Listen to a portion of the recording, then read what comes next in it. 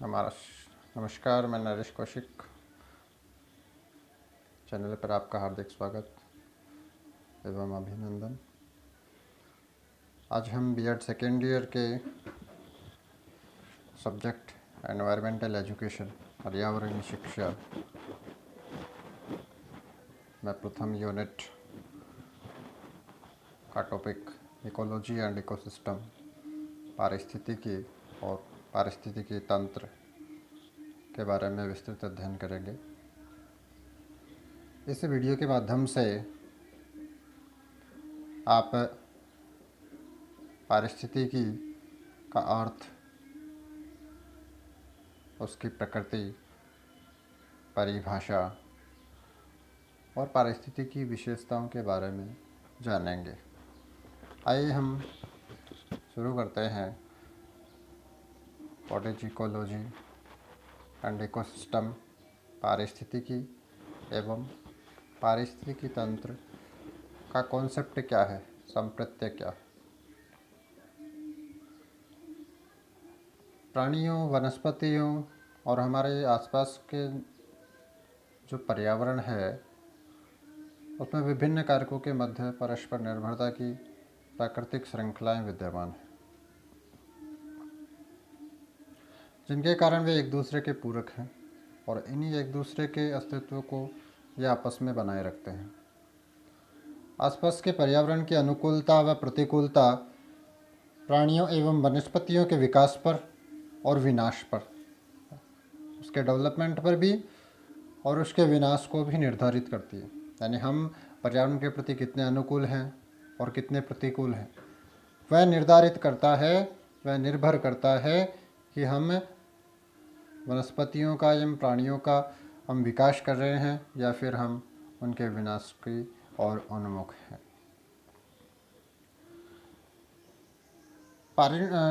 जीव जंतु जो स्थल पर विचरण करते हैं, प्राणी हैं एवं वनस्पति, उनके आसपास के पर्यावरण के साथ जो संबंध है उसका जो अध्ययन है वो पारिस्थितिकी कहलाता है, इकोलॉजी कहलाता है। यानी प्राणियों और वनस्पतियों में उनका जो आसपास का जो पर्यावरण है उसके साथ संबंध है, उन संबंधों के अध्ययन को हम क्या कहते हैं, इकोलॉजी, पारिस्थितिकी कहते हैं। किसी भी समुदाय के जीव परस्पर अंतर प्रक्रिया करते हुए लगातार अपने पर्यावरण के साथ में अपने कार्यात्मक जो संबंध रखते हैं और इस प्रकार समुदाय और जो उनका पर्यावरण है उसका जो संरचनात्मक ढांचा है, कार्यात्मक तंत्र है, वो क्या कहलाता है, इकोसिस्टम, पारिस्थितिकी तंत्र कहलाता है। सबसे पहले अगर हम बात करें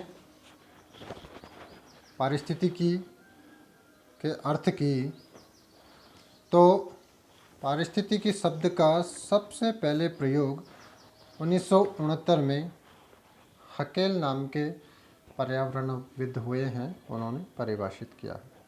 उन्होंने इसे जंतुओं तक सीमित रखा था, किंतु यह एक ऐसा संप्रत्यय है जिसमें आज हम देखते हैं जंतुओं के साथ साथ में पादपों को भी क्या कर लिया गया है, समाहित कर लिया गया है। और पृथ्वी पर पाए जाने वाले सभी प्रकार के जो पादप हैं और जंतु हैं प्राय समान नहीं होते हैं, सबकी जीव और जंतु सब अलग अलग होते हैं। अपितु उनके जो आवास स्थल होते हैं, रहने की जगह होती है, उनका पर्यावरण होता है, उनकी जीवन शैली होती है, वो सब अलग अलग पाई जाती है।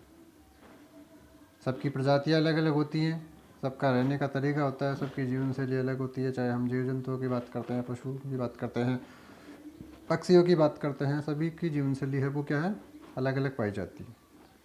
और जीव और उनके पर्यावरण के जो पारस्परिक जो संबंध हैं उनको ही हम क्या कहते हैं, पारिस्थितिकी। तो आइए हम पारिस्थितिकी के अर्थ को जानते हैं। पारिस्थितिकी जो शब्द है, इकोलॉजी शब्द का हिंदी रूपांतरण है, जिसकी उत्पत्ति ग्रीक भाषा के दो शब्द जो आप देख रहे होंगे, आइकोश और लोगोश,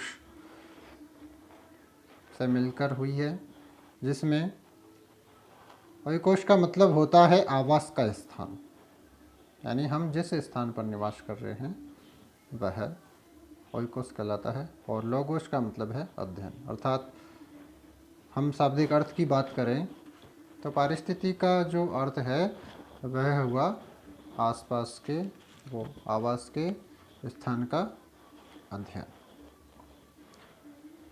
अब हम कुछ प्रसिद्ध पर्यावरणविद हुए हैं, उनके अनुसार पारिस्थितिकी की परिभाषा को हम देखते हैं। सबसे पहले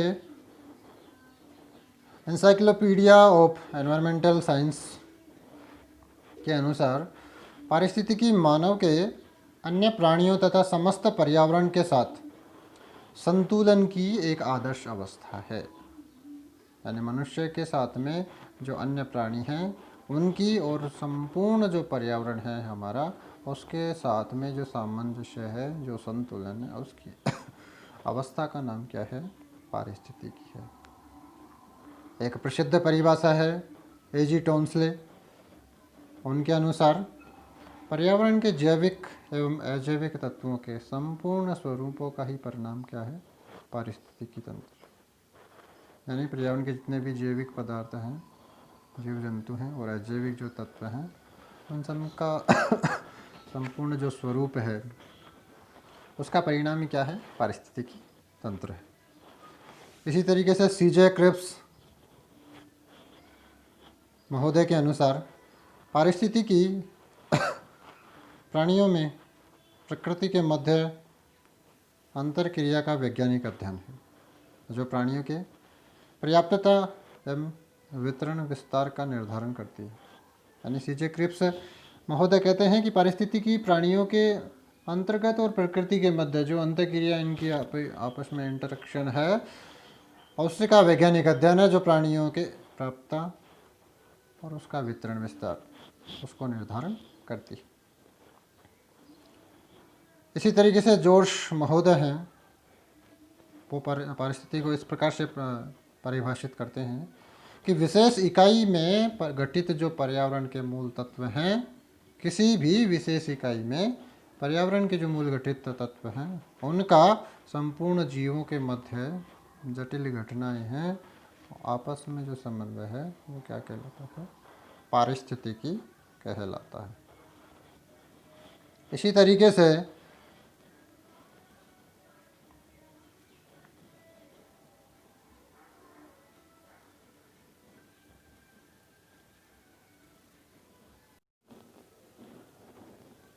तरीके से टेलर महोदय हैं, उन्होंने पारिस्थितिकी को समस्त प्राणियों के पर्यावरण का लाभ का जो संबंध है उस रूप में माना है। अर्थात टेलर महोदय के अनुसार पारिस्थितिकी की संपूर्ण प्राणियों के पर्यावरण के साथ संबंधों का अध्ययन का विज्ञान, वो क्या कहलाता है? पारिस्थितिकी। इसी तरीके से फिलिप हैंडलर महोदय हैं, उन्होंने भी पारिस्थितिकी को परिभाषित करते हुए कहा है कि पारिस्थितिकी जीवन तथा उसके पर्यावरण के मध्य संबंधों का विज्ञान है। यानी मनुष्य के जीवन के और उसके पर्यावरण के साथ जो संबंध है उसका अध्ययन करने वाला विज्ञान क्या कहलाता है? पारिस्थितिकी कहलाता है।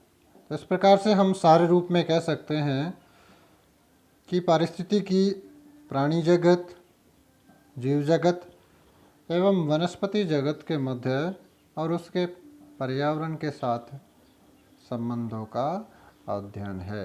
अर्थात प्राणी जगत और वनस्पति जगत के मध्य जो संबंध हैं उनका अध्ययन पारिस्थितिकी कहलाता है। अब हम बात करते हैं पारिस्थितिकी की विशेषताओं के बारे में। तो पारिस्थितिकी विशेषताओं में सबसे पहले हम देखते हैं कि जो मनुष्य के आसपास का जो वातावरण है, जीव जंतुओं के आसपास का जो वातावरण है, प्राणी जगत के आसपास का जो एटमॉस्फेयर है उसकी विशाल प्रकृति के स्वरूप और कार्यों का ज्ञान प्रदान किया जाता है। यानी इकोलॉजी के अंदर विशाल इनकी प्रकृति और स्वरूप है तथा इनके जो कार्य हैं उनका ज्ञान प्रदान किया जाता है।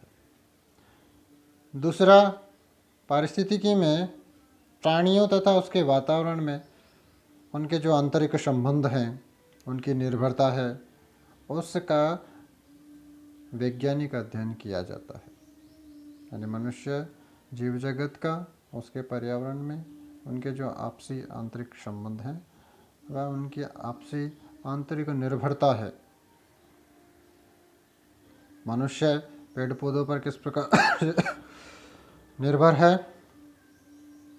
और अन्य जीव जंतु किस प्रकार से वनस्पति जगत पर निर्भर है, उनके जो आपसी संबंध हैं, उनकी आत्म जो निर्भरता है, उसका अध्ययन किया जाता है। अगला है, यह वैज्ञानिक अध्ययन का एक नया आयाम है। किस प्रकार से? इसमें जीव जंतुओं के कल्याण हेतु नियंत्रण और संचालन दोनों का अध्ययन किया जाता है। यानी साइंटिफिक मेथड्स के रूप में हम इसको जानते हैं कि जिसमें जीव प्राणियों के कल्याण हेतु नियंत्रण और संचालन का अध्ययन किया जाता है, वो पारिस्थितिकी कहलाता है। पारिस्थितिकी को एक फिलोसॉफी के रूप में भी माना गया है और हर एक व्यक्ति अपने आप में फिलोसफर होता है, दार्शनिक होता है।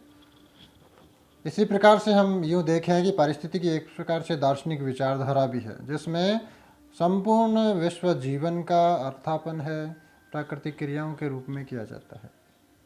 यानी प्राकृतिक क्रिया को हम किस प्रकार से समझें? मान लीजिए हम खेती करते हैं या वनों पर हम निर्भर हैं, लकड़ी काटने का काम है, उनको बेचने का काम है, वनों से फल प्राप्त करने का काम है, या वन्य जीवों को पालन पोषण का काम है। ये सारा किस में आता है? इकोलॉजी सिस्टम में।